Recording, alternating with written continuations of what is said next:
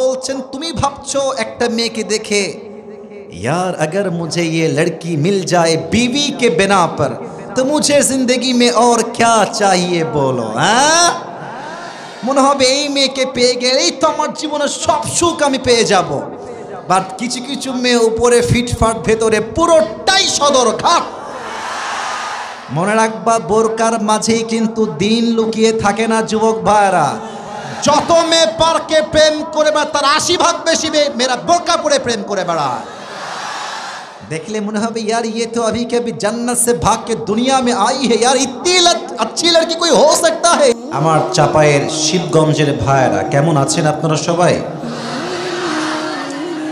আলহামদুলিল্লাহ চাপায়ে আজকে আসবো তাই সকাল থেকেই মনটা অনেক ভালো চাপায়ে আমি দেখেছি মানুষের মাঝে যে ক্রেজ যে ভালোবাসা যে শব্দ এটা আমি বারবার মিডিয়াতে আগেও বলেছি আজও বলছি চাপায়ের মানুষের সাউন্ডের সঙ্গে অন্য জেলার কোনো সাউন্ডের কম্পেয়ার করা যাবে না তুলনা করা যাবে না তাদের কথা শুনলেই বুঝবেন যে সামনে সব বাঘের বাচ্চাগুলো বসে আছে আল্লাহ চাপায়ের শিবগঞ্জের ভাইদেরকে কবুল এবং মঞ্জুর করুক পড়া আমিন আজকের প্রোগ্রামে আমরা বসতে পেরে সবাই খুশি না বেজার সকলেই আমরা দিল খুলে মন খুলে পড়ছি আলহামদুলিল্লাহ আমার প্রিয় মা বোনদের জায়গা হচ্ছে না আমি মাইকে শুনলাম প্রিয় মায়েরা বোনেরা আমি আসিফকে সচক্ষে দেখা বা আমাকে দেখাটা হচ্ছে মেইন ফ্যাক্ট নয় আমি আসিফ আপনাকে অ্যাড্রেস করে কি বলছি দ্যাট ইজ মোস্ট ইম্পর্টেন্ট ঠিক আছে কিনা যুবক ভাইরা বলো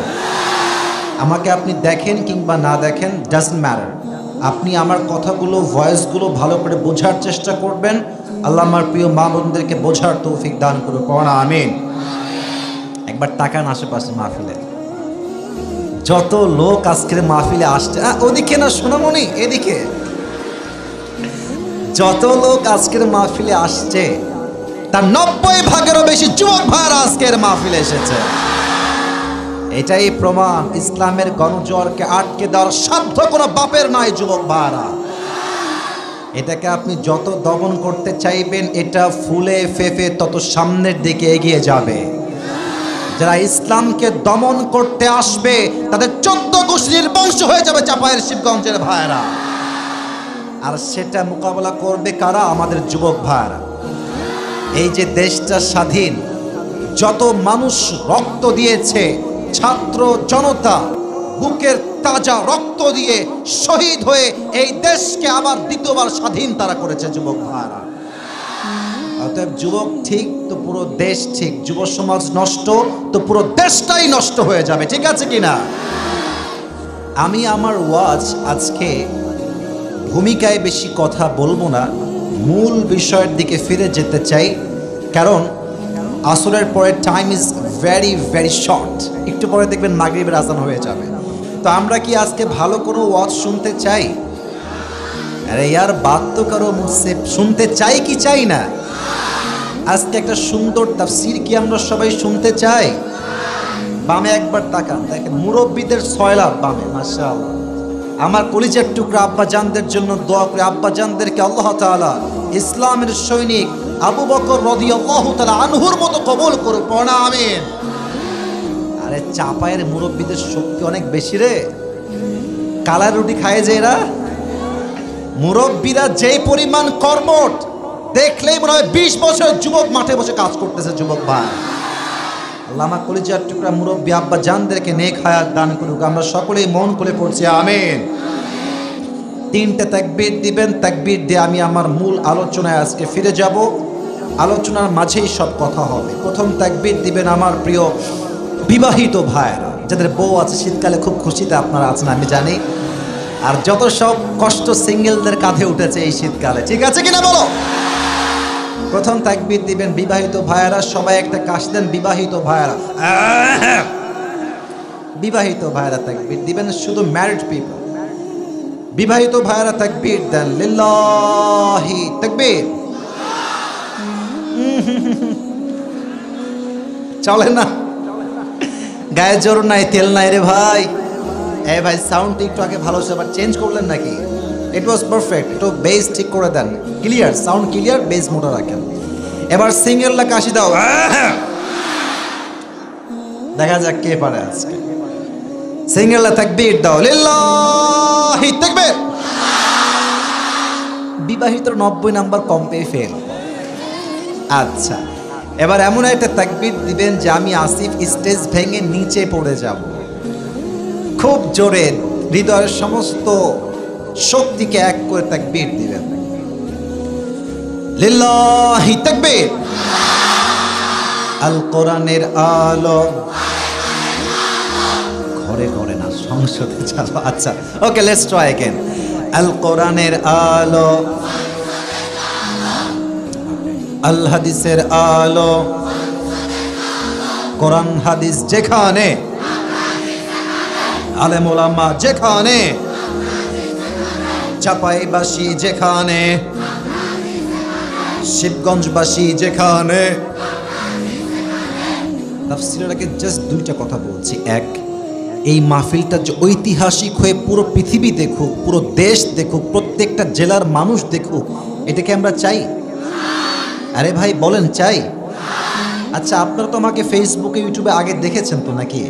আচ্ছা আচ্ছা আচ্ছা, বলি, আপনারা আমার যত ভালো ওয়াজ আজ অব্দি দেখেছেন, শ্রোতা ভালো ছিল তাই আমার ওয়াজ ভালো হয়েছে। শ্রোতা খারাপ, ওয়াজ খারাপ। শ্রোতা ভালো, ওয়াজও ভালো, ঠিক কি না? আপনার ভালো হয়ে কথা শুনবেন, আমাকে উত্তর দেবেন। আচ্ছা, বসে পড়বে, বসে পড়বে, থাম, বসে পড়বে। 2 নাম্বার কথা, আজ আমি আপনাদের জন্য একটা গিফট নিয়ে আসছি। এটা বিশেষ গিফট যুবকদের জন্য, নেবেন তো?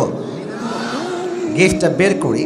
আপনাদের অনেকের কাছে স্পেশাল লাগবে, কারো কাছে নন স্পেশাল লাগতেও পারে। আমি আমার একটা টুপি নিয়ে আসছি আজকে হাদিয়া দেওয়ার জন্য, নেবেন তো? এটা পুরো দীর্ঘ লম্বা সময় আমি ওয়াশ করেছি, আপাতত এইটা গিফটের নিয়াতে আজকে নিয়ে আসছি। বাসার থেকে যখন টুপিটা বের করেছি ব্যাগ থেকে, আফসোস লাগছে, দিব টুপিটা, অনেক কষ্টের টুপি, অনেক পছন্দের টুপি। তো ভাবলাম যুবকরা এত প্রত্যাশা করে টুপি পাওয়ার জন্য, একটা টুপি দিলে আমার কোনো লস হবে না যুবক ভাইরা, ঠিক আছে কিনা বলো? তবে হ্যাঁ, এই টুপি পাওয়ার জন্য একটা শর্ত আছে।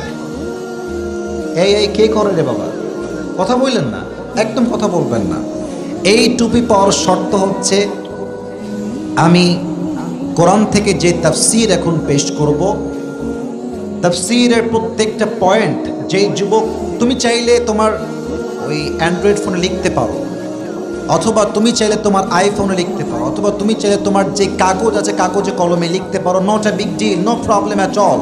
বাট শেষে গিয়ে আমি যখন তাফসীর থেকে প্রশ্ন করব, যেই যুবক উত্তর করতে পারবে তাকে আমি আবরারুল হক আসিফ টুপিটা পুরস্কার হিসেবে পরিধান করায় দিব। রাজি আছেন তো ইনশাআল্লাহ? মনোযোগটাকে স্থির করুন। আর হ্যাঁ, কেউ যদি ওয়াজের মাঝখানে উঠে যায়, লুঙ্গি টাইনা ধরে বসায় দেওয়া লাগবে আজকে যুবক ভাই। বেটা তুমি আসছো নিজের ইচ্ছায়, কিন্তু যাবা আমাদের ইচ্ছায়। এখানে আসা যাবে, বসা যাবে, শোয়া যাবে, খাওয়াও যাবে, বাট ওঠা যাবে না আজকের মাহফিল থেকে, ঠিক আছে কিনা বলেন? শেষ তাকবীর দেন, লিল্লাহি তাকবীর।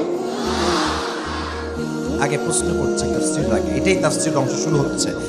প্রশ্ন করছি, উত্তর দেন। চাপায়ের ভাইরা, আমাদের জীবনে কষ্ট, দুঃখ, যন্ত্রণা সবার আছে না নাই? কথা বলেন, সবাই আছে না নাই? আমরা এখানে যারা আসছি, আমি যা দেখতে পাচ্ছি মুরব্বীদের চেহারা দেখে, যুবকদের চেহারা দেখে, আমি সহ আমরা সবাই we belong middle class family. আমরা সবাই মধ্যবিত্ত পরিবারের সন্তান।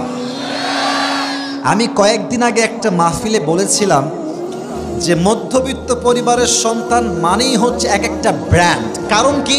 Let me finish. মধ্যবিত্ত পরিবারের সন্তান এমন একটা ব্র্যান্ড, আপনি ওকে যেখানেই রাখবেন সেখানেই অ্যাডজাস্ট করবে। আপনি এসির রুম দিবেন তাও থাকবে, নন এসি দিবেন তাও থাকবে, বালিশ দিবেন, খাতা দিবেন, ল্যাব দিবেন তাও থাকবে, ফ্লোর টাইলস দিবেন, টাইলসেও সে আরামের ঘুম ঘুমায় দেবে।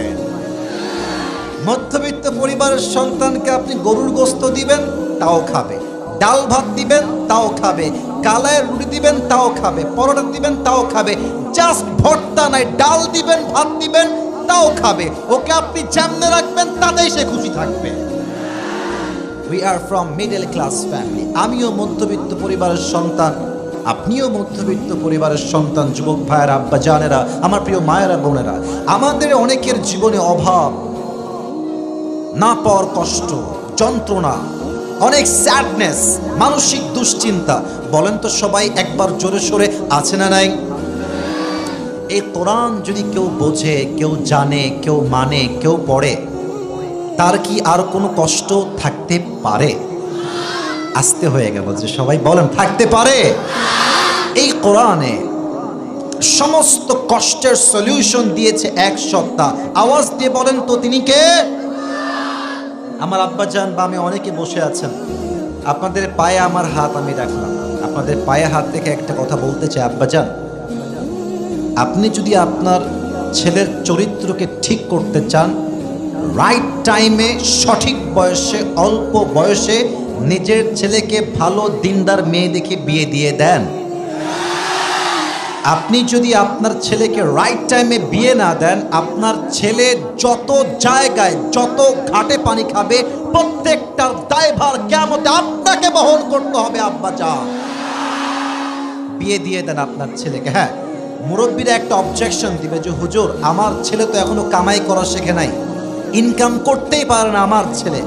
আপনি বলবেন, বাপ তুই বিয়ে কর, তোর বইয়ের জন্য 1 বছর, 1.5 বছর, 2 বছর যা লাগে আমি প্রোভাইড করব, বাট তুই বিয়ে করে হালালে আয়, তুই হারাম করবি আর আমি কেমন ধরা খাবো, এটা চুল পরিমাণ বরদাস্ত করা যাবে না। ঠিক আছে কিনা বলেন?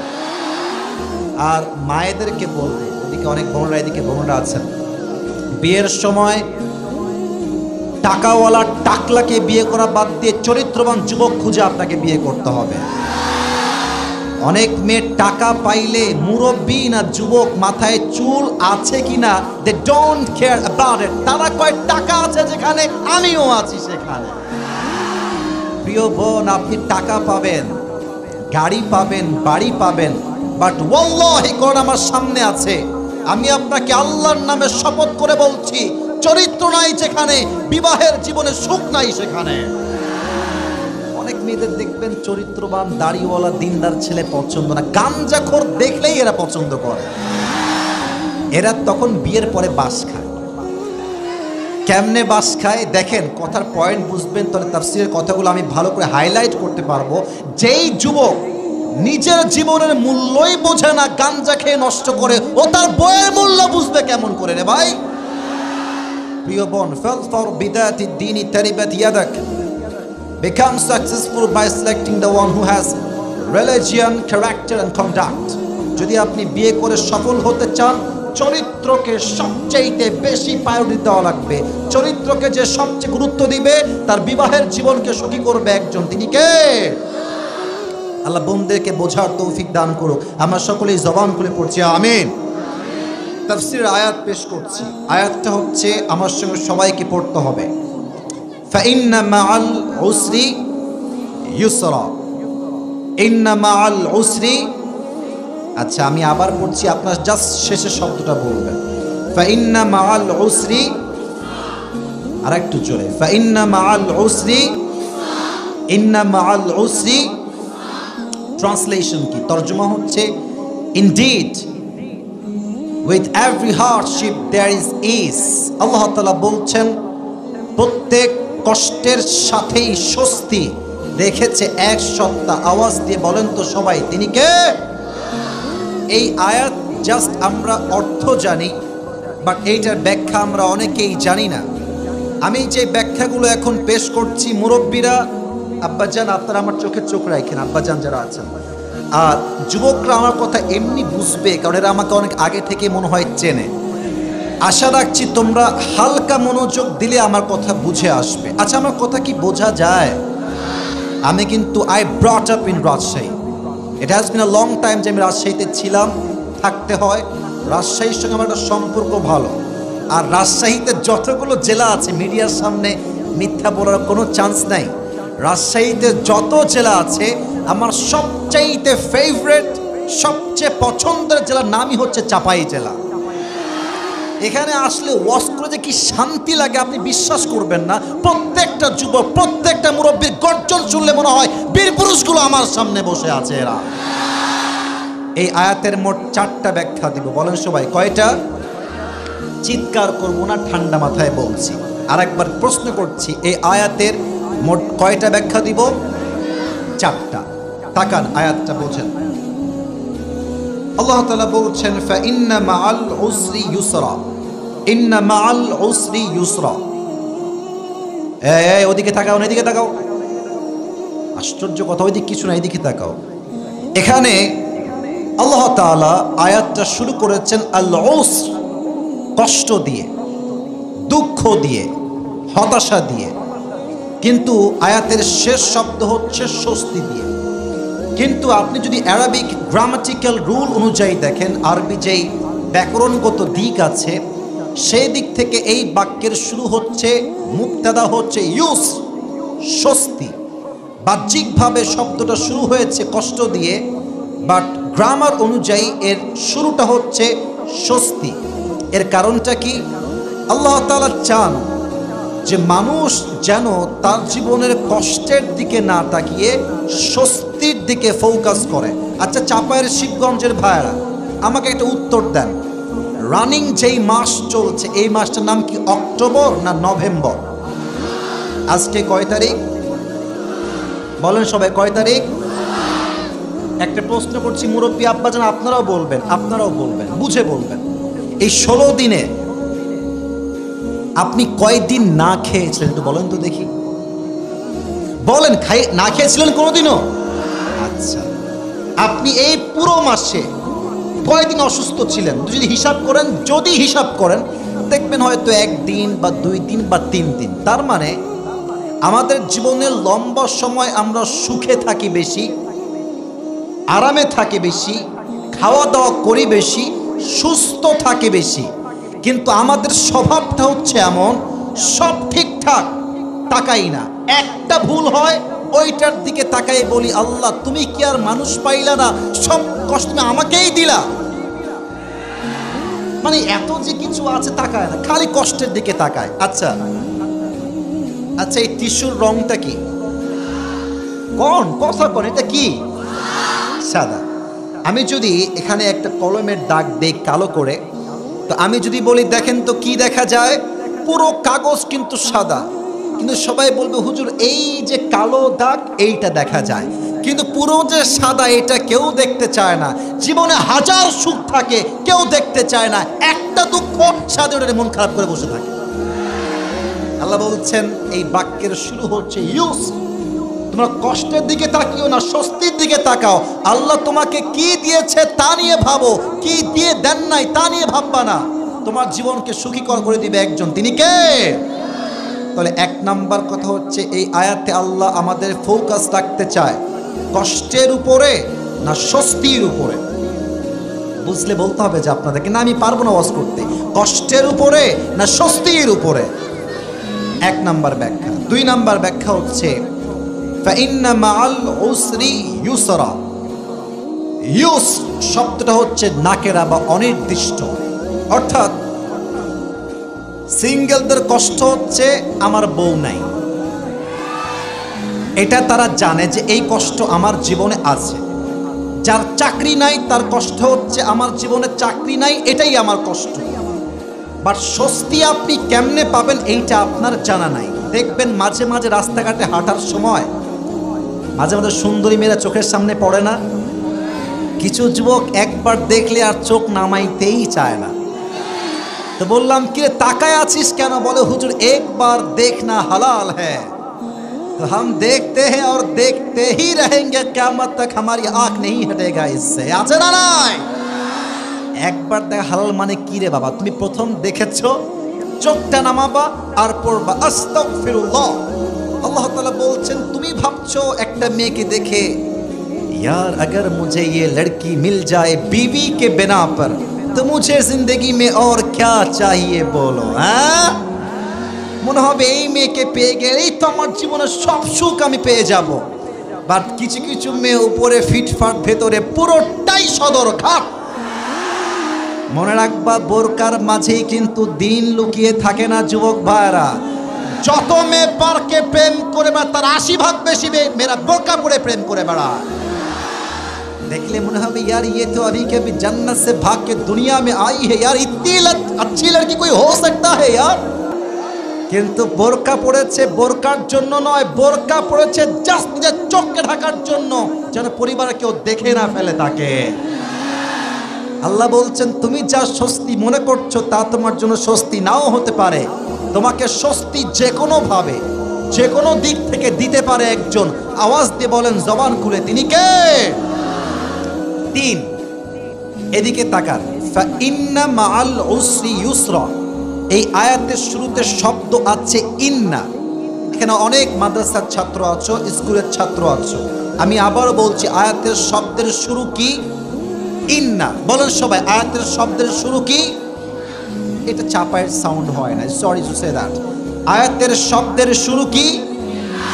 ইন্না। ইন্না হচ্ছে হরুফে মুশাব্বাহ বিল ফি'ল। আমি আপনাকে গ্রামার বোঝাচ্ছি না, জাস্ট ব্যাখ্যা বোঝাচ্ছি। এই ইন্না যেই বাক্যের শুরুতে আসে, বাক্যের সমস্ত সন্দেহ দূর করে দেয়। অনেক যুবক ভাবে, কিরে আমার বিয়ে কি সত্যি হবে? আমি কি জীবনে সত্যি কোনো বউ পাবো? আমি কি সত্যি চাকরি পাবো? আমি কি সত্যি ব্যবসায় সফল হব? মুরব্বী ভাবছে আমার ছেলে কোনোদিন ভালো হবে না, আমার বউ কোনোদিন ভালো হবে না।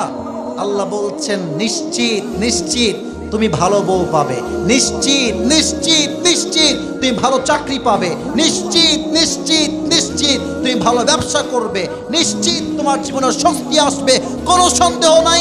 বিশ্বাস রাখো, তোমাকে স্বস্তি দিবে একজন, তিনি কে? There is no doubt in it, কোনো সন্দেহ নাই। ইন্না এসে সমস্ত সন্দেহ দূর করে দিয়েছে। এই 4 নাম্বার ব্যাখ্যা থেকে আমি ঘটনা শুরু করব। ঘটনা শোনার জন্য জাস্ট কান নয়, দিল খাড়া করতে হবে, দিলের কান খাড়া করতে হবে। সবাই একটা কাশি দেন। হয় না হয় না। তাকবীর দেন, লিল্লাহি তাকবীর। শেষ ব্যাখ্যা। আমার পাশে ওলামা ইকরাম আছেন, অনেক হুজুররা আছেন, আমার কথা ভুল বলার কোনো চান্স নাই। ভুল বললে কাউন্টার দিবেন, নো প্রবলেম অ্যাট অল। ফাইন্না মাআল উসরি ইউসরা, ইন্না মাআল উসরি। আচ্ছা, এটার তর্জমা কি হবে বলেন তো? কষ্টের পরে সুখ না কষ্টের সাথে সুখ? Right answer. আমি আবারও বলছি, আমরা ভুল তর্জমা করি। ওয়াজে আমরা বলি কষ্টের পরে সুখ, ডেফিনেটলি রং ট্রান্সলেশন, ভুল তর্জমা। আল্লাহ তো যদি বলতেন কষ্টের পরে সুখ, তো আল্লাহ বলতেন ফাইন্না বাদাল উসরি ইউসরা, ইন্না বাদাল উসরি ইউসরা। আল্লাহ এমনটা বলেন নাই। আল্লাহ কি বলেছেন? ফাইন্না মাআল উসরি ইউসরা, ইন্না মাআল উসরি ইউসরা। কষ্টের পরে সুখ নয়, কষ্টের সাথেই আছে সুখ। সুবহানাল্লাহ। এটা বলার জন্য একটা ছোট্ট ঘটনা বলতে চাই আমার জীবন থেকে। রাগটা করবেন না তো আপনারা? এত আস্তে রাগ করবেন না বললে রাগ করবেন নাকি আপনারা? আপনারা হয়তো অনেকে জানেন যে আমি একটা বড় কার অ্যাক্সিডেন্ট করেছিলাম, জানেন আপনারা? আমার গাড়ি যে অবস্থা, হয়তো আপনারা ফেসবুকে দেখেছেন। আমার প্রোগ্রাম ছিল কুমিল্লায়। কোনলায়? কুমিল্লা। নাম শুনছেন আপনারা সবাই? কুমিল্লার চাঁদপুরে আমার প্রোগ্রাম। আমি গাড়িটা কিনেছিলাম জাস্ট জানুয়ারির 1 তারিখে, brand new car from showroom কিনেছি 1 তারিখে। 7 তারিখে আমার প্রোগ্রাম ছিল Chandpur. And I was coming back from Chandpur to Comilla main city. ফিরে আসছিলাম যখন, এই আপনাদের যে রাস্তা, যেরকম তিরিং বিরিং রাস্তা না এটা, এই যে আসলাম আমি, একবার এদিক আর একবার এদিক, বোঝা বড় দায়। তো প্রোগ্রাম করে I was coming back to Comilla main city, আমার হোটেলে আসছিলাম। তো আমার ড্রাইভার গাড়ি চালানোর সময় আবেগ কাজ করেছে, বিবেক কাজ করে নাই। ছোট্ট রাস্তা, গাড়ি চলছে 80-তে, 90-এ গাড়ি চলছে। তো গাড়িটার রাস্তা হচ্ছে এই রকম, আমার হাত কি দেখা যায়? আরে ইয়ার বাদ করো, দেখা যায়? যাচ্ছে গাড়ি এমনে, গাড়ি টার্ন নেবে ডান দিকে।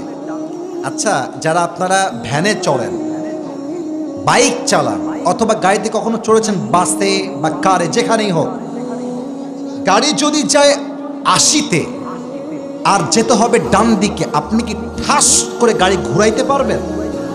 পারবেন না। ঘুরাইলে বুঝবেন বাস কারে কয়। তা আমার ড্রাইভার সাহেব ঘুরিয়েছেন 80-তেই গাড়ি। তা আমার আর ডান দিকে যাওয়া হয়নি, আমি সোজা খালে চলে গিয়েছিলাম, সোজা খালে। তো তো প্রিয় ভাইরা, আপনি আমার কথায় হাসবেন না, আমার কথার মূল পয়েন্ট বুঝবেন। আমি সেই দিন সিট বেল্ট বাঁধে না, কারে সিট বেল্ট আছে না, আমি বাঁধি নাই, এমনি বসে আছি এমনি। আর গাড়ি যখন ধাক্কা খেয়েছে, look at my right hand, আমার ডান হাত দেখেন, গাড়ি ছিল এমনে, যখন ব্রেক করেছে গাড়িটা গেছে উল্টায়, একবার উল্টায় সোজা হয়েছে, অ্যান্ড সেকেন্ড টাইম আবার সিধা, থার্ড টাইম আবার উল্টা, এরপরে সিধা হয়ে পড়েছে পানির নিচে। আমি বললাম এটা কি হইল, আমি কোথায় আসলাম? আর দেখছি তল থেকে পানি উঠতে শুরু করেছে অলরেডি। আমার সামনে একজন ক্যামেরাম্যান ছিল, আমার ছেলের নাম হচ্ছে তানভীর। ও মানে ভেবা চাকা খেয়ে গেছে, হোয়াট হ্যাপেন, কি হইল এটা, কোথায় ছিলাম কোথায় আসলাম রে। এমনি বাম হাত দিয়ে ধরে আপনার যে গ্লাস থাকে সামনের ভেঙে ফেলছে, আর ওই গ্লাস দিয়ে লাফ মেরে বের হয়ে গেছে, আর ভেতর দিয়ে পানি ওঠা শুরু করেছে। তবে হ্যাঁ, চাপায়ের শিবগঞ্জের ভাইয়ের একটা কথা না বললেই নয়, যে অ্যাক্সিডেন্ট আমার গাড়ির সাথে হয়েছে, সামনের গ্লাস নাই, উপরের ছাদ নাই, বামের গাড়িই নাই, আমার গাড়িই নাই, কিছুই নাই।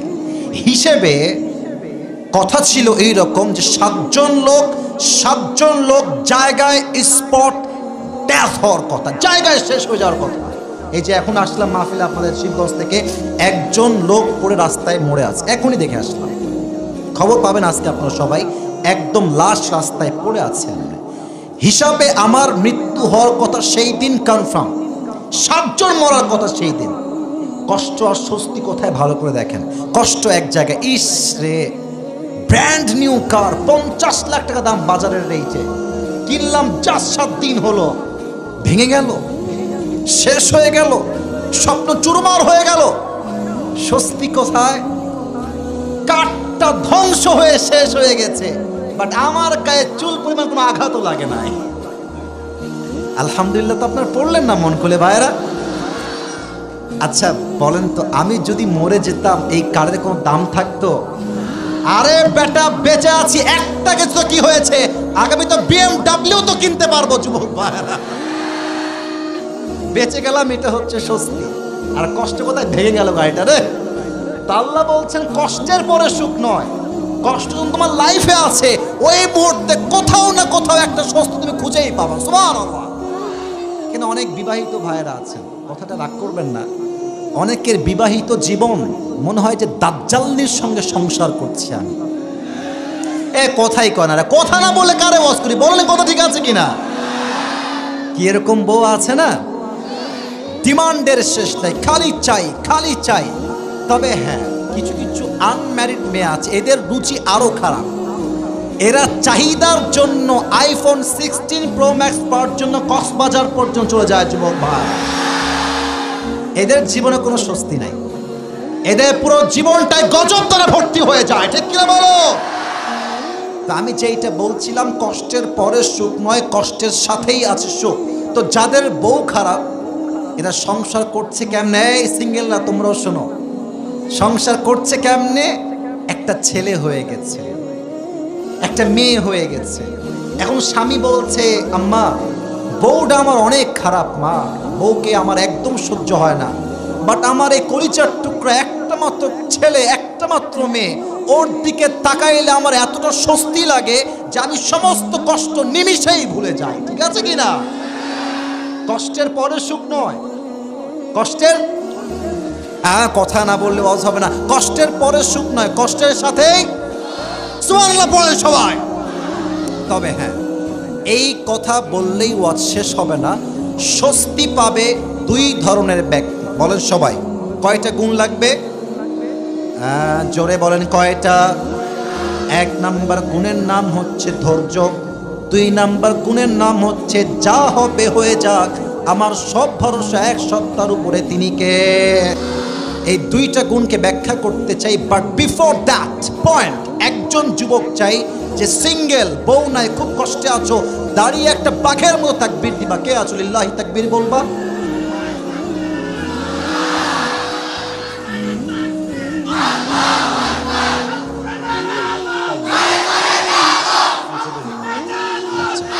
শেষে দিও।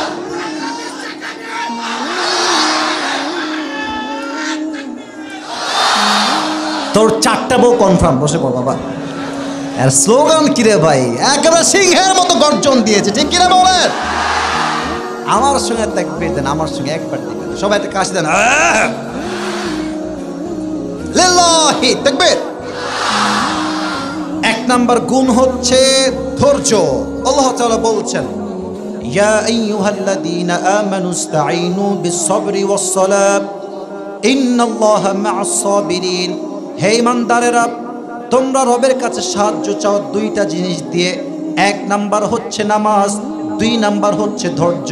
যেই বান্দা নামাজ দিয়ে ধৈর্য দিয়ে আল্লাহর কাছে সাহায্য চায়, তাকে আল্লাহ গায়েবীভাবে সাহায্যের হাত বাড়িয়ে দেয়। কোন সুবহানাল্লাহ। আচ্ছা বলেন তো, নবীজির বউ ছিল মোট কয়টা? হ্যাঁ, রাইট আনসার, বলেন সবাই, কয়টা? নবীজির প্রথম বউয়ের নাম কি ছিল, কে বলতে পারে? নবীজির একজন কুমারী বউ ছিল, নাম কি, কে বলতে পারে? আয়েশা রাদিয়াল্লাহু তাআলা আনহা। সুবহানাল্লাহ পড়বেন না আপনারা? যুবক ভাইয়েরা এইদিকে তাকাও।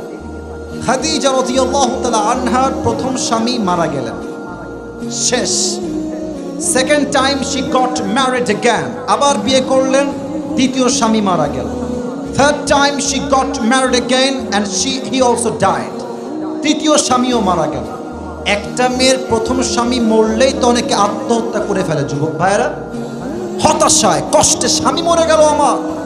একটা মেয়ের জীবনে স্বামীর চাইতে বড় সম্পদ আর কিচ্ছু হতে পারে না, ঠিক কিনা বলো? প্রথম স্বামীও নাই, দ্বিতীয় স্বামীও নাই, তৃতীয় স্বামীও নাই। খাদিজা এতটা কষ্ট পেয়েছে যা বলার কোনো ভাষা আমার কাছে নাই। বাট উনি ডাক দিয়ে বলছে, আল্লাহ আমার সবাই মরে যাক, আব্বা মরে যাক, আমার কোনো আপত্তি নাই, বাট আমার ধৈর্য আমি তোমার উপরে রাখলাম। আমাকে প্রতিদান দেওয়ার মালিক হবেন এক সত্তা, তিনি কে? কেমনে প্রতিদান পেলেন তিনি ধৈর্যের? একদিন তিনি ঘুমিয়ে আছেন তাহাজ্জুদের সময়। যারা আসলে আমার মাহফিলে সবাইকে একটা কথা ইনফরমেশন দিচ্ছি, যত স্বপ্ন আপনি দেখবেন, ভোর রাতের স্বপ্ন সবচেয়ে বেশি অথেন্টিক হয়, রিলায়েবল হয়, অ্যাকসেপ্টেবল হয়। ভোর রাতের স্বপ্ন বাস্তবায়ন হওয়ার সংখ্যা কম না বেশি? আরে ভাই কথা বলেন, কম না বেশি? উনি স্বপ্নে দেখলেন পূর্ণিমার রাত, আকাশের চাঁদ আলোকিত, পুরো পৃথিবীটা হয়ে আছে। উনি দেখলেন চাঁদটা কত সুন্দর, চাঁদের গায়ে কত রং, কত আলো। চাঁদের দিকে এভাবে তাকিয়ে আছেন খাদিজা, দূর থেকে চাঁদ দেখছেন। হঠাৎ দেখছে চাঁদটা আকাশ থেকে জমিনে তার বুকের দিকে নেমে এসেছে। আর স্বপ্ন দেখে ঘুম ভেঙে গেছে। আমি কি স্বপ্ন দেখলাম? এইটা চাঁদ ভাঙলো কেন? What is the explanation of this dream? মা তাবিরু হাযাল হুলম? স্বপ্নের ব্যাখ্যা কি হবে? তার চাচা ওয়ারাকা বিন নাফিলের কাছে তিনি গেলেন, বললেন, চাচা আমি স্বপ্নে দেখলাম চাঁদ আকাশ থেকে আমার বুকের দিকে নেমে আসছে ভেঙ্গে ভেঙ্গে, এই স্বপ্নের ব্যাখ্যা কি হবে? তার চাচা ওয়ারাকা বিন নাফিল তাওরাত খুললেন, ইনজিল খুললেন, এবার ডাক দিয়ে বলছেন, খাদিজা তোমার জন্য বিশাল একটা সুসংবাদ আমার কাছে আছে। কি সুসংবাদ? What is the good news? সংবাদটা কি আমার জন্য বলুন আমাকে এখন এই মুহূর্তে। তার চাচা বলছে, খাদিজা এই স্বপ্নের ব্যাখ্যা হলো এই যুগের শেষ নবী মুহাম্মদুর রাসূলুল্লাহ সাল্লাল্লাহু আলাইহি ওয়াসাল্লামকে আল্লাহ তাআলা তোমার স্বামী হিসেবে এবং তোমাকে তার প্রথম স্ত্রী হিসেবে কবুল করতে চলেছে। সুবহানাল্লাহ। চাপায়ের শিবগঞ্জ সুবহানাল্লাহ হয় নাই, এবারও হয় নাই, এবারও হয় নাই, পড়েন সুবহানাল্লাহ। আচ্ছা, একটা মেয়ে যদি জানতে পারে যে আমার স্বামী পৃথিবীর সবচেয়ে চরিত্রবান স্বামী হবে, সে কি কষ্ট পাবে না সুখ পাবে? সে কি কষ্ট পাবে না স্বস্তি পাবে? স্বস্তি পেলেন যে আমার স্বামী হবে শেষ নবী মুহাম্মদুর রাসূলুল্লাহ সাল্লাল্লাহু আলাইহি ওয়াসাল্লাম। খুশি মনে বাসায় ফিরে আসছে। And she was waiting for the last messenger when he will come in her life. Khadija অপেক্ষায় আছে কখন আমার নবী আমার জীবনে স্বামীর রূপে আসবে। একদিন খাদিজা বাসায় বসে আছেন চুপচাপ হয়ে, একজন যুবক আসছে তার একজন দাসীর সাথে। তো বলছে, কে আসছে? বলছে, অমুক জায়গা থেকে একজন যুবক আসছে, ইসমুহু মুহাম্মদ। সে সবচেয়ে বিশ্বস্ত যুবক, যে তার কাছে সম্পদ রাখে, কখনো তাই কেউ ঠকায় না। সুবহানাল্লাহ পড়বেন না আপনারা সবাই? তো বলছে সে কে, আমি একটু দেখি তো দূর থেকে। তো আমাদের যাদের বাসা আছে ওইদিকেও বাসা এইদিকেও বাসা আছে, বাসায় এক রুম আর এক রুম, মাঝে মাঝে গেটও থাকে জানালাও থাকে, থাকে না? থাকে না জানালা? আবার দেখবেন অনেকের বাসা হচ্ছে এইটা, এটা হচ্ছে রাস্তা, দেখবেন রাস্তার পাশেই বাসা জানালা আছে। চাপায়ের শিবগঞ্জের ভাইয়ারা আছে না? জানালা যদি কেউ খুলে রাখে বাহির থেকে কে আছে ভেতর দেখা যায় না, যায় না, যায় না। তো খাদিজা বলছে আমি দেখবো কে আসছে আমার বাসায় ব্যবসার মূল ধন নিতে। যখনই জানলা খুলে একটা ঝলক নবীর চেহারায় চোখ পড়েছে, তার চেহারা, তার স্ট্রাকচার, তার দেহের গঠন, তার লাবণ্যময় চেহারা, লম্বা নাক, তার গায়ের রং, তার হাইট, তার চুল, তার দাড়ি, তার বিউটিনেস, তার হ্যান্ডসামনেস, তার আদর্শ দেখে, চেহারা দেখে, তার আচরণ দেখে খাদিজা আগেই বুঝে গিয়েছে এটাই হচ্ছে শেষ নবী মুহাম্মদ সাল্লাল্লাহু আলাইহি ওয়াসাল্লাম। সুবহানাল্লাহ পড়ে সবাই। কিন্তু ভাই, বেড়া মানুষের লজ্জা কম, বেড়ি মানুষের লজ্জা বেশি। আমি একটু ফ্র্যাঙ্কলি বললাম, রাগ করবেন না, বেড়ি মানুষের লজ্জা আসলেই বেশি। এটা বাই বার্থ, জন্মগত। দেখবেন যে রাস্তায় একটা মেয়ে পছন্দ আপনার হয়েছে, ঠিক আছে বলবো আজকে পছন্দ তোমার আমার হয়েছে, তোমার আমি বিয়ে করব। আমরা চাইলে বলতে পারি মোটামুটি লেভেলে, তবে অনেক যুবকেরও লজ্জা অনেক বেশি এখানে। কথা বলো ঠিক আছে কিনা? আমরা তাও বলতে পারি, বাট মেয়েরা সহজে বলতে চাইলেও পারে না। তো খাদিজা কেমনে মুহাম্মদ সাল্লাল্লাহু আলাইহি ওয়াসাল্লামকে প্রস্তাব দিবেন, she was confused about it. ভাবছে কেমনে দেওয়া যায়। তো উনি ভেবেছেন একটা ঘটক পাঠাবো আমার পক্ষ থেকে, আমার এক দাসীকে ডেকেছে, বলছে এই নাও গোস্ত খাও, গরুর গোস্ত খাও, মুরগির গোস্ত খাও, সব খাওয়াচ্ছে। তো দাসী বলছে কি ব্যাপার, এত খাওয়াও কেন আমাকে, কি কাহিনী বলবো? তো মতলব একটা আছে না?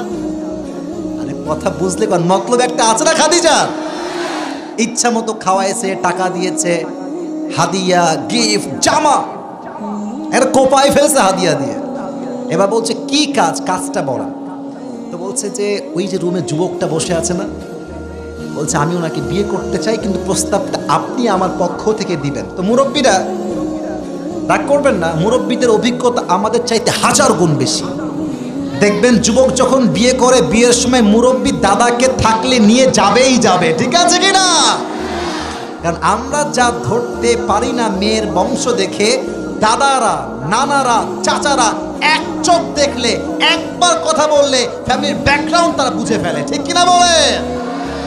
তো ওই মহিলা চালাক ছিল, বলছে খাদিজা তোমার পছন্দ হয়েছে, that's fine, no problem, but আমি যদি এখনই প্রস্তাব দেই তবে সমস্যা আছে, এটা নেগেটিভিটি তৈরি হবে। কারণ কি, সে আসছে ব্যবসার জন্য, সে বিয়ের জন্য আসে নাই।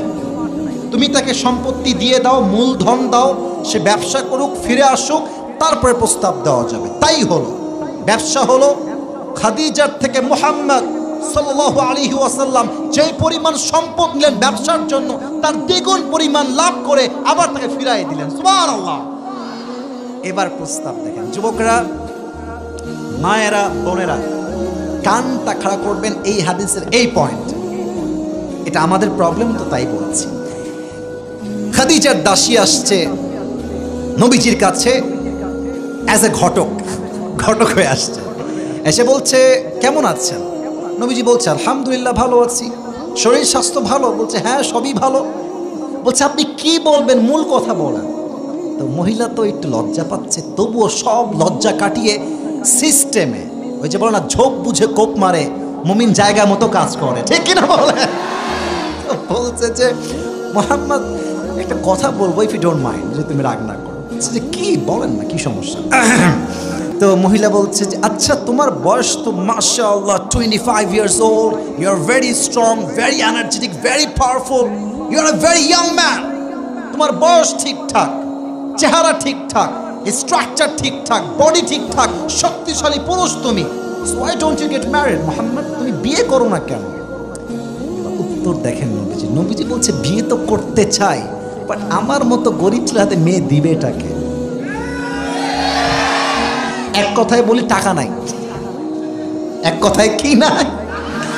কথা বলো না কেন তোমরা? কি নাই? টাকা নাই, মাইয়া তুমি পাবা না। আর টাকা থাকবে, তোমার মাথায় চুল না থাকলে বাপ তার মেয়েকে নির্দ্বিধায় তোমাকে দান করে দিবে। ঠিক আছে কিনা বল? ওই চাপায়ের এক ছেলে এক মুরব্বীকে বলছে, আব্বা জান, মানে মেয়েকে পছন্দ করতে পারে, মেয়েকে কিন্তু বিয়ে হচ্ছে টাকলার সাথে। তো বলছে, আব্বা জান ये आपने किसके साथ अपनी बेटी की शादी दे दिया यार, इसके सर पे तो बाल नहीं है। तो अब्बा बोलছে, बेटा सर पे बाल नहीं है तो क्या हुआ, जेब में माल तो है ना। তো নবীজি বলছে, আমার কাছে টাকা নাই, বাড়ি নাই, গাড়ি নাই, ঘর নাই, আমার কাছে মেয়ে বিয়ে দিবে কোন বাপ? এবার মহিলা ঝোপ বুঝে কো, আরে মোহাম্মদ নো টেনশন, আরে কোনো টেনশন নাই, আমার কাছে এমন এক পাত্রীর সন্ধান আছে যাকে বিয়ে করলে তোমার মোহর দেওয়া লাগবে না, কাপড় দেওয়া লাগবে না, ঘর দেওয়া লাগবে না, সম্পত্তি দেওয়া লাগবে না, জামা দেওয়া লাগবে না, ভরণ পোষণ দেওয়া লাগবে না, বরং তাকে বিয়ে করলে তোমার যা যা লাগবে সেই তোমাকে সব দিবে। সুবহানাল্লাহ নাই? নবীজি বলছে, how come it possible, is this really possible? লা মুহাল, এরকম মেয়ে তো এই তল্লাটে কেউ নয়। নাসমুহা, what is the name of that woman, what is the name of that girl? ওই মেয়েটার নাম কি আমাকে বলেন। এবার ওই মহিলা একটু মাথা নিচুর দিকে রেখে নিচের দিকে মুচকি হাসি দিয়ে বলছে, ইসমুহা খাদিজা। নবীজির চেহারাতে অটোমেটিক মুচকি হাসি আসছে কেন? কারণ নবীজি আগের থেকেই খাদিজাকে মন থেকেই পছন্দ করতেন। সুবহানাল্লাহ। কিন্তু প্রস্তাব দিচ্ছে না কেন? উনি হচ্ছেন বড়লোক ঘরের মেয়ে, আমি হলাম গরিব ঘরের ছেলে। ভাইয়েরা, একটা বাস্তব কথা বলে ফেলি আজকে, বড়লোক ঘরের ছেলে গরিব ঘরের মেয়েকে বিয়ে করতে পারে, বাট বড়লোক ঘরের মেয়ে কখনো গরিব ছেলেকে বিয়ে করতে চায় না। যুবক ভাইয়েরা, মানি ফ্যাক্ট, টাকার বিষয়। আমরা যুবকরা টাকা চাই না, আমরা মেয়ের সতীত্ব চাই, আমরা মেয়ের পবিত্র চাই, আমরা মেয়ের চরিত্র চাই। যুবক ভাইয়েরা, ঠিক কিনা বলো?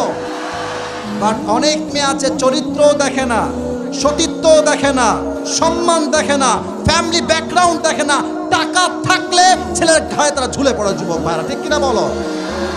But I don't measure every girl equally. সব মেয়ে একরকম নয়। আজও আমাদের দেশে খাদিজার চরিত্রে চরিত্রবান মেয়ে অবশ্যই আছে, ঠিক কিনা বলো? তো বলছে, আচ্ছা এই প্রস্তাব আপনি দিলেন আমাকে, আমি খুব খুশি হলাম, তবে আমি বিয়েটা এখন করতে পারছি না, আপনি যান। আমার একজন চাচা আছে। নবী চাচার নাম কি? কে বলতে পারে?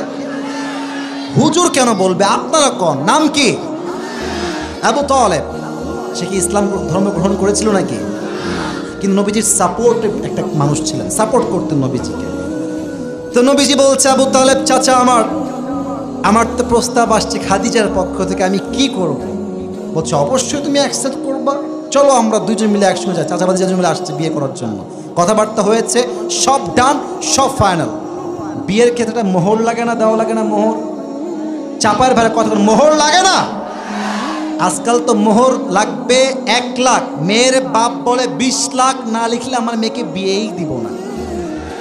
কেন লেখায়? ভাবে যে 20 লাখ লিখলে তো আমার মেয়েকে আর ছাড়তে পারবে না। এই জুলুমের জন্য এই দেশে জেনার সংখ্যা বেড়েছে, বিয়ের সংখ্যা কমে গিয়েছে আমার যুবক ভাইরা। তো এবার বলছে আবু তালেব, মোহর আমি কি ধার্য করবো? আমাদের গরিব মানুষ, মোহর তোর কিছু আমাদের কাছে নাই। তো খাদিজা বলছে, কি দিবেন? যা আছে তাই বলেন। তো বলছে আবু তালেব যে, আমরা মোহর হিসেবে সর্বোচ্চ 20টা উট দিতে পারবো, আর কিছু না। খাদিজা বলছে, এতেই আমি খুশি। সুবহানাল্লাহ। তো ঠিক আছে, উট নিয়ে আসেন। উট নিয়ে আসছে। এখন মেয়ে পক্ষের লোক আছে, ছেলে পক্ষের লোক আছে, এটা মেহমানদারির দরকার আছে না? আরে কোন মেহমানদারির দরকার আছে না? আছে না? কি খাওয়াবে? টেনশন নবীজির ঘাড়ে। কেমনে খাওয়াই? খাদিজার মন কত বড়!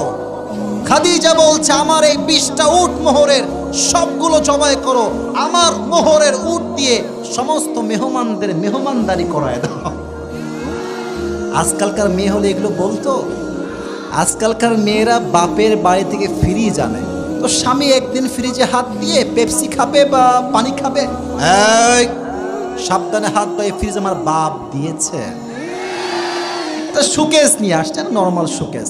তো তো স্বামী একদিন খুলে প্লেট বের করতে একটু আঘাত লাগছে, ওই সাবধানে হাত দাও, এই সুখে জামাকে আমার বাপ দিয়েছে গো। আছে না নাই বলেন? মেয়েদের ভাব যে বুঝা কি মুশকিল রে ভাই। কিছু মেয়ে ভালো হইলে ভালো হয়, আর খারাপ হইলে খারাপের খারাপ হয়, ঠিক কিনা বলো? পুরোটাই দিয়ে দিয়েছে নবীর জন্য। এই জন্য আমার মাদেরকে বলবো, বোনেরা আমার, আপনার কাছে 5 লাখ থাকলে স্বামীকে 2 লাখ দেন, দিয়ে বলেন যে স্বামী তুমি ব্যবসা করো, সফল হও, তোমার লাভ তো আমার লাভ, তোমার লাভ আমার ছেলেরও লাভ, ঠিক কিনা বলেন? এটা আমার বোনদের মাইন্ড হওয়া দরকার। আমার বোনদেরকে আল্লাহ বোঝার তৌফিক দিক, পড়া আমিন। তো বিয়ে হয়ে গেল, এবার আসেন হাদিসের মেইন মেসেজ। বিয়ে ডান। বিয়েতে বাসরাত আছে না?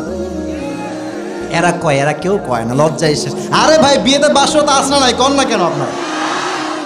তো খাদিজা নবীজির ঘরে আছেন, ডান দিকে বসে আছেন খাটে। নবীজি ঘরে আসছেন, উনি বাম পাশে বসেছেন। তো খাদিজা বলছে, আপনি কি জানেন যে আমি আপনাকে আমার স্বামী হিসেবে কেমনে পেলাম, কিভাবে পেলাম? নবীজি বলছে, আমি তো জানি না, আপনি কেমনে পেয়েছেন? এবার খাদিজা বলছে, হে আমার প্রাণ প্রিয় স্বামী, আমার প্রথম স্বামী মারা গেছে, আমি ধৈর্যশীল ছিলাম। দ্বিতীয় স্বামী মারা গেছে, ধৈর্যশীল ছিলাম। তৃতীয় স্বামী মারা গেছে, ধৈর্যশীল ছিলাম। ধৈর্যের সঙ্গে আমি কদম বাড়িয়েছি, আর এই ধৈর্যের ফল হিসেবে আল্লাহ তাআলা শেষ নবীর মতো নবীর প্রথম স্ত্রী হিসেবে আমি খাদিজাকে আল্লাহ তাআলা কবুল করে নিয়েছি। জোরে আরেকবার দিল থেকে করেন সুবহানাল্লাহ। তাহলে কষ্ট কোথায় ছিল? ওই যে স্বামী হারায় গেছে, ছেলে রেখে গেছে, সব স্বামী মরে গেছে। স্বস্তি কোথায় আসলো? যতই যেই মরে যায়, আর শেষ ভালো যার, সব ভালো তার। সব কষ্ট আল্লাহ দূর করলেন কেমনে? বলছে, খাদিজা তোমার যেহেতু ধৈর্য ঠিকঠাক, আমি খাদিজা তোমার স্বামী হিসেবে শেষ নবীকে কবুল করলাম। সুবহানাল্লাহ। অতএব কষ্টের সাথেই একটা স্বস্তি, বলেন তো সবাই, আছে না নাই? তবে এটার জন্য লাগবে ধৈর্য। এবার বলেন, আর একটা প্রশ্ন করছি, কুমারী বইয়ের নাম কি ছিল? আচ্ছা, আপনাদের এখানে আজান 5টার পরে না মাগরিবের?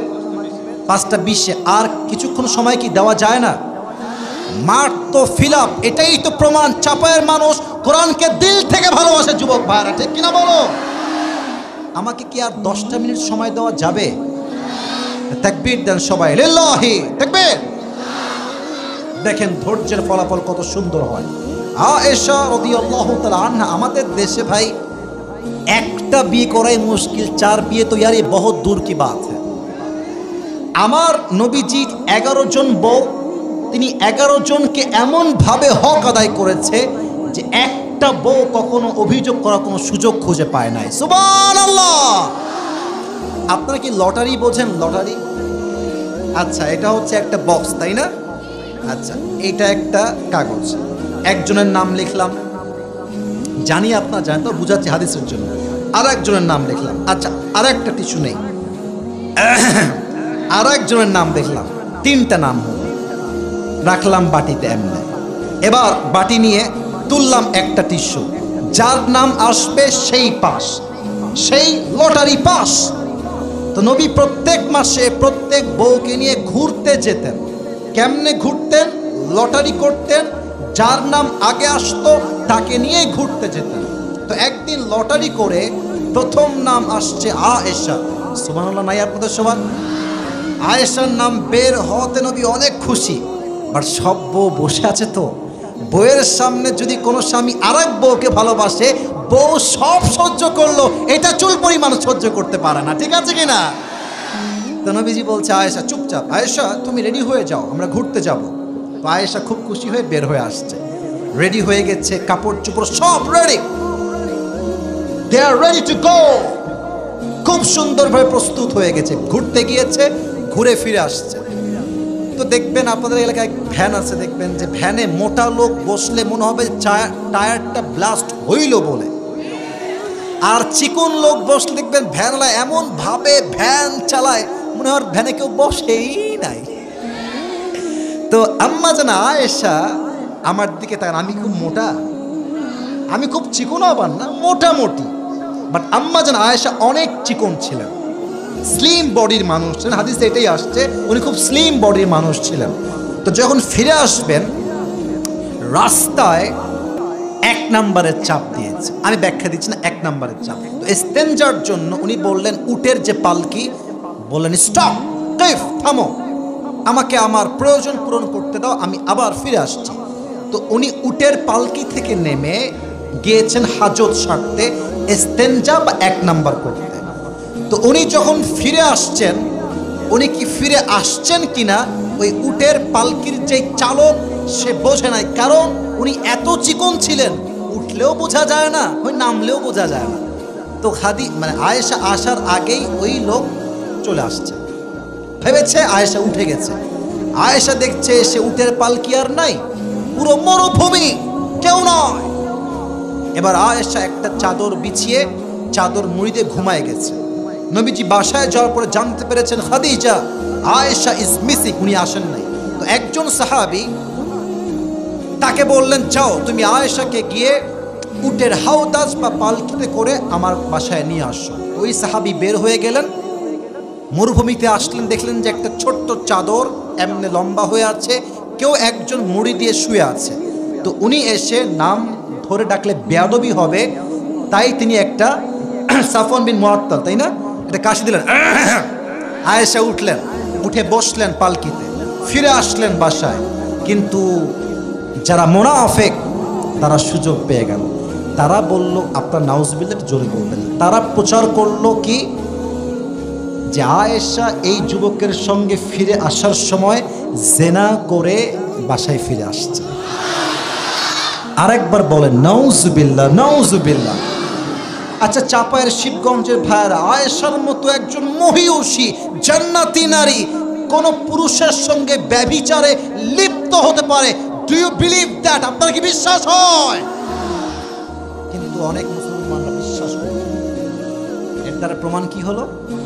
বিপদ আসলে আশেপাশের অনেক আপন মানুষের চিরচেনা রূপটা পরিবর্তন হয়ে যায়। এখন তো বলবে, তোমাকে অনেক ভালোবাসি গো, তোমার যা লাগবে আমাকে বলিও গো। যখন বিপদে পড়বা, হারিকেন দেখ কাউকে খুঁজে পাবা না যুবক ভাইরা, বাপ মা ছাড়া। তো আয়েশা বুঝে গেলেন যে আমার বিরুদ্ধে সবাই চলে গিয়েছে। হাদিস লম্বা, শর্টকাটে বলছি। এবার নবীজি আসছে, এসে বলছে, আয়েশা, তোমার যদি কোনো অন্যায় হয়ে যায়, কোনো জুলুম যদি হয়ে যায়, আল্লাহ বড় রহমান, আল্লাহ বড় দয়াময়, তুমি আল্লাহর কাছে ক্ষমা চেয়েও নাও, আয়েশা তোমাকে মাফ করে দিবে। এই কথা শুনে আয়েশার মাথা গেছে ঘুরে। নবী হে, আপনি আমাকে বিশ্বাস করেন না যে আমি জিনা করি নাই? আপনি আমাকে পাপী মনে করছেন? ইয়া মুহাম্মদ, হে আমার স্বামী সাল্লাল্লাহু আলাইহি ওয়াসাল্লাম। নবীজি বলছেন, না না, যদি অন্যায় হয় তুমি ক্ষমা চেয়ে নিও। এবার আয়েশা বললেন, আমাকে যে যা বোঝা লাগবে বুঝে নিক, কারণ আমার ধৈর্য একমাত্র আমার রবের উপরে, তিনি আমার জন্য সঠিক ফয়সালা করে দিবে। ঠিক কিনা বলে? ধৈর্যের সঙ্গে স্থির হয়ে বসলেন। ফলাফল কি হলো? তার সতীত্ব যে পবিত্র, আবারও আই রিপিট এগেন, আমি আবার বলছি, আয়েশার চরিত্র যে পবিত্র, আল্লাহ তার ধৈর্যের ফলাফল হিসেবে তার সতীত্বের পবিত্রতা ঘোষণা দেওয়ার জন্য জিবরাইলের মাধ্যমে কোরআনে আয়াত নাজিল করে দিলেন। সুবহানাল্লাহ। তো চাপায়ের সুবহানাল্লাহ হয় নাই? আর একবার দিল থেকে কোন সুবহানাল্লাহ। অতএব যত কষ্ট আসুক, ধৈর্যের সঙ্গে সামনে এগিয়ে যাও। ফাইন্না মাআল উসরি ইউসরা, ইন্না মাআল উসরি ইউসরা। Indeed with every hardship there is ease. কষ্টের সাথে স্বস্তি হবে তখন, বান্দা ধৈর্যশীল হবে যখন। ঠিক কিনা বলেন? আল্লাহ তাআলা আমাদের সবাইকে ধৈর্যশীল হওয়ার তৌফিক দান করুক। সকলেই আমরা জবান খুলে পড়ছি আমিন। মুরব্বি, একজন মুরব্বি পেছন থেকে উঠে গেছে, কেউ যাবেন না। আমরা কি সবাই দোয়া করে যেতে চাই না? শুনি নাই, চাই না। আপনারা থাকবেন, আমি ওয়াদা করছি, আমি যাওয়ার সময় সবার সঙ্গে হাত মিলাবো গাড়ির উপর থেকে। যদি আপনারা উঠে যান, আমি কারোর সঙ্গে হাত মিলাবো না। আমার খুবই জ্বর গায়ে, কণ্ঠ শুনেই বুঝতে আমি খুব অসুস্থ আছি আজকে। অতএব আমার কথা রাখেন, আমি আপনাদের কথা রাখবো। আমার কথা একটা, আসছে নিজের ইচ্ছায়, বাট যাবেন দোয়া শেষ করে, ঠিক কিনা বলেন যুবক ভাইরা? তাহলে আমি বলেছিলাম 4টা ব্যাখ্যা আমি রিপিট করছি। টুপি যারা পেতে চাও রেডি হয়ে যাও, সবাই একটা তাকবীর দেন, লিল্লাহি তাকবীর। না সাউন্ড হয়নি। ওই যে যুবক দাঁড়াইছিল না, তুমি একজন দাঁড়াইছিল ওখানে, তাকবীর দাও দেখি, তুমি কে আছো ওখানে? হ্যাঁ তাকবীর দাও।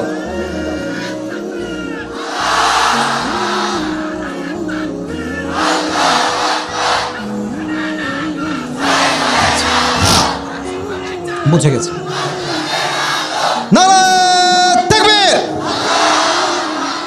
এদিকে তাকান, যদি কেউ উঠে যায় ওরে লুঙ্গি টাইনা ধরে বসাই দিবেন। আজকে আমরা ব্যাখ্যা করেছি ফাইন্না মাআল উসরি ইউসরা, ইন্না মাআল উসরি ইউসরা, এই আয়াতের মোট কয়টা ব্যাখ্যা বলেছিলাম? জোরে বলেন সবাই, কয়টা? 1 নাম্বার ব্যাখ্যা, এখানে আল্লাহ তাআলা আমাদের ফোকাস রেখেছেন কষ্টের উপরে নয়। কিসের উপরে? বলেন সবাই, কষ্টের উপরে নয়, কিসের উপরে? স্বস্তির উপরে। 1 নাম্বার ব্যাখ্যা। 2 নাম্বার ব্যাখ্যা, ইউস এই শব্দ হচ্ছে অনির্দিষ্ট বা নাকেরা, অর্থাৎ আপনার জীবনে আল্লাহ যে কোনোভাবেই স্বস্তি দিতে পারে, বাট আপনি বুঝবেন না। বাট স্বস্তি দেওয়ার মালিক একজন, আওয়াজ দিয়ে বলেন তো সবাই, তিনি কে? 3 নাম্বার ব্যাখ্যা, এই বাক্যের শুরুতে আছে ইন্না। চাপায়ের শিবগঞ্জের ভাইয়ারা আছে কি? আবার বলেন, আছে কি? ইন্না যেই বাক্যের শুরুতে আসে, বাক্যের সব সন্দেহ দূর করে দেয়। ইন্না এসে এটা স্পষ্ট প্রমাণ হয়ে গিয়েছে, কষ্ট যেহেতু আছে, স্বস্তি একদিন সুনিশ্চিত আসবেই আসবে, ঠিক কিনা বলো? 4 নাম্বার বলেছিলাম, আমরা বলি কষ্টের পরেই আছে সুখ, বাট ট্রান্সলেশনটা ভুল। কষ্টের পরে সুখ নয়, কষ্টের, রিপিট আফটার মি, কষ্টের পরে সুখ নয়, কষ্টের সাথে। সুবহানাল্লাহ পড়বেন না আপনারা সবাই?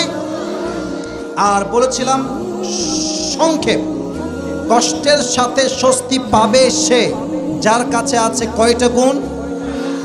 হাত তুলে সবাই শিবগঞ্জে ভাইরা, কয়টা গুণ? হাত নামান। 1 হচ্ছে সবর বা ধৈর্য। 1 নাম্বার কি? ধৈর্য। এই ধৈর্যের ক্ষেত্রে বলেছিলাম খাদিজার কথা। সব স্বামী মারা গেছে, উনি কি আল্লাহকে বলেছেন যে আল্লাহ তুমি আমাকে এত কষ্ট দিলা, তুমি কি এতটা জালেম হয়ে গেছো? ইয়েস না কি নো? নো, উনি বলেন নাই। উনি বলেছেন আল্লাহ আমি তোমার উপর ধৈর্য ধারণ করলাম, তুমি ফলাফল দিবা। ফলাফল হিসেবে শেষ নবীকে তার স্বামী হিসেবে কবুল করেছে একজন, তিনি কে? 2, আয়েশার উপরে একটা বড় মিথ্যা অপবাদ আসছে, উনি ধৈর্যশীল ছিলেন। তার ফলাফল হিসেবে তার পবিত্র চরিত্রকে হাইলাইট করবার জন্য এই কোরআনে আয়াত নাজিল করেছে একজন, আওয়াজ দিয়ে বলেন তিনি কে? আর 2 নাম্বার গুণের নাম হচ্ছে তাওয়াক্কুল। You have to put your trust in আল্লাহ সুবহানাহু ওয়া তাআলা। ওয়া মান ইয়াতাওয়াক্কাল আলাল্লাহি ফাহুয়া হাসবুহ। এই ছেলেবেলা বসো, আশ্চর্য কথা, বাবুরা বসো। وَمَنْ يَتَوَكَّلْ عَلَى اللَّهِ فَهُوَ حَسْبُهُ. Whoever trusts in Allah subhanahu wa ta'ala, Allah is sufficient for him. যে ব্যক্তি আল্লাহর উপর ধৈর্য ধারণ করে, ভরসা করে, আল্লাহ একাই তার জন্য যথেষ্ট হয়ে যায়। সুবহানাল্লাহ। وَلَسَوْفَ يُعْطِيكَ رَبُّكَ فَتَرْضَى. If you can put your trust in your Lord, definitely Allah will give you something that will definitely make yourself happy.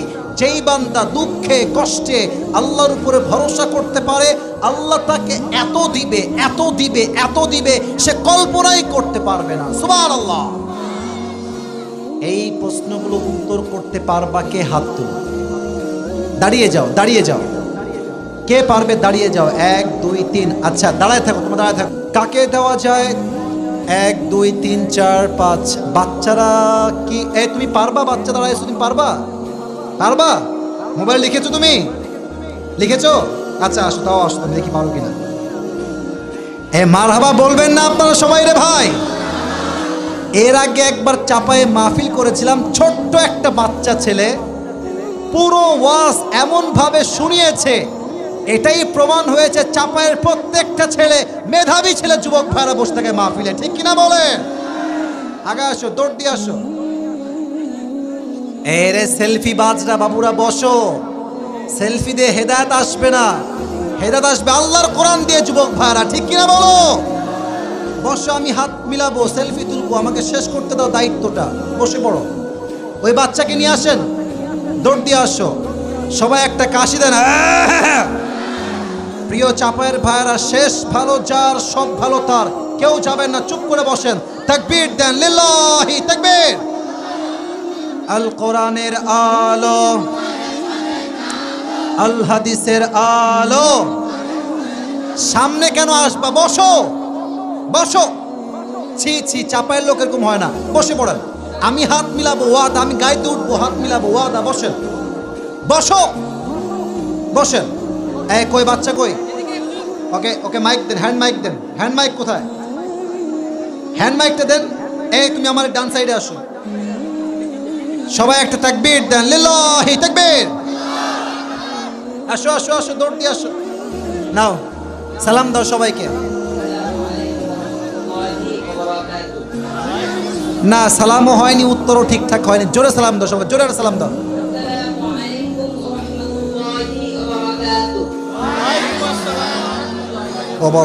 মাশাআল্লাহ। কষ্টের সাথেই আছে স্বস্তি।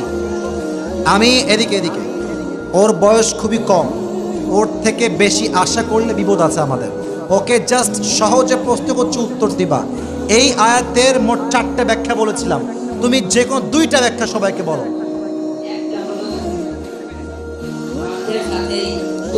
হ্যাঁ হ্যাঁ, না না, ধৈর্য, ওটা তো পরে বলেছিলাম।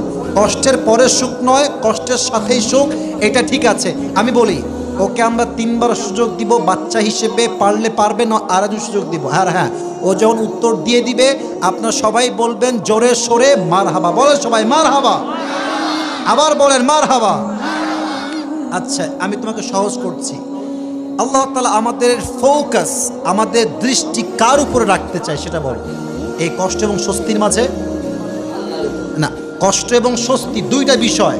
আল্লাহ কি চান? আমরা কি কষ্ট দেখবো না স্বস্তি দেখবো সেটা বলো। মারহাবা বলেন সবাই। আচ্ছা, এবার তুমি একটা বিষয় আমাকে বুঝায় বলো যে কষ্ট এবং স্বস্তি এটা তো সবাই পাবে না, 2টা গুণ যার আছে সে পাবে। 2টা গুণ কি কি আগে সেটা বলো। 2টা গুণ বলেছিলাম। আরে ভাই থামেন, সহজ করছি। 2টা গুণ বল। হ্যাঁ বলো।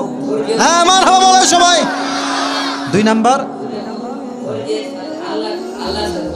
আল্লাহর উপরে ভরসা করতে হবে। মারহাবা বলবেন না আপনারা? ও একটু ভেবাচায়া খাচ্ছে, বাট আপনারা একটু অ্যাপ্রিসিয়েট করেন, মারহাবা দেন, ও পারবে। বলেন ইনশাআল্লাহ। আচ্ছা, একদম মাথা ঠান্ডা রেখে বলো, খাদিজার তো প্রত্যেকটা স্বামী মারা গেছেন, উনি যে নবীকে স্বামী হিসেবে পেলেন, কিসের বিনিময়ে, কি গুণের বিনিময়ে তিনি পেলেন? খুবই সহায়। থামো, তোমরা বলো না, ও বলবে। মারহাবা বলবেন না আপনারা? বাসর রাতে নবীজিকে তিনি কি বললেন যে আমি আপনাকে পেয়েছি? কেন, কি বললেন নবীজিকে বলো দেখি। সহজ, তোমার কথার সাথে মিল আছে। পারবে পারবে, থামেন না। ওদিক কেন, তুমি আমার দিকে তাকাও। হ্যাঁ, ধৈর্যের বিনিময়ে পেয়েছে, বলতে পারছো না? বলো, হাত দিয়ে বলো, এটা হাত দিয়ে বলো। মারহাবা বলেন সবাই। আচ্ছা, আয়েশার জীবনীতে ওই সাহাবীরা যখন নিয়ে আসলেন তাকে, কাফেররা কি অপবাদ দিল মনে আছে? হ্যাঁ হ্যাঁ, বলেন না আপনারা, বলো। মারহাবা বলেন সবাই। পারবে, আপনারা কেউ বলবো পারবে। শেষমেশ যখন নবীজি বললেন তুমি আল্লাহর কাছে মাফ চেয়ে নাও, তখন তিনি কি ধারণ করলেন এবং আল্লাহ ফলাফল কি দিলেন এটার বিনিময়ে? ভুল বুঝলেন? হ্যাঁ হ্যাঁ, তো তখন তিনি কিসের গুণ অর্জন করলেন সেই মুহূর্তে? কথা কয় কেন? আর ফলাফলটা কি পেলেন? ফলাফলটা আল্লাহ কি দিলেন এই ধৈর্যের বিনিময়ে? আয়াত নাজিল করে কি বললেন? তার পবিত্র সত্যটা আসলে কি, তার সতীত্বটা কি, কি প্রমাণ দিলেন যে তার সতীত্ব কোনো জেনা নাই। মারহাবা বলেন সবাই। ভাই, ও ছোট্ট ছেলে আটকাচ্ছে, বাট আপনারা বললে তো বিষয়টা হইল না। যা পেরেছে তাতেই কোন মারহাবা। 2 নাম্বার গুণটা কি বলেছিলা?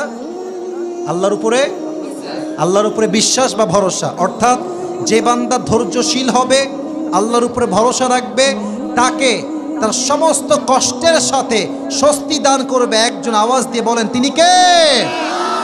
তোমার মাথা তো ছোট মনে হয়, একটু এদিকে আসো, মাথাটা মতো করো, একটু হালকা করে আসো, পড়াই দিই, আসো দেখি হয় নাকি সাইজ আল্লাহ জানে। হয়ে গেছে বলেন সবাই মারহাবা। তোমার নাম কি বলো সবাইকে? মিরাজ আলীকে আল্লাহ ইসলামের দায়ী হিসেবে কবুল করো, সকলেই পড়া আমিন।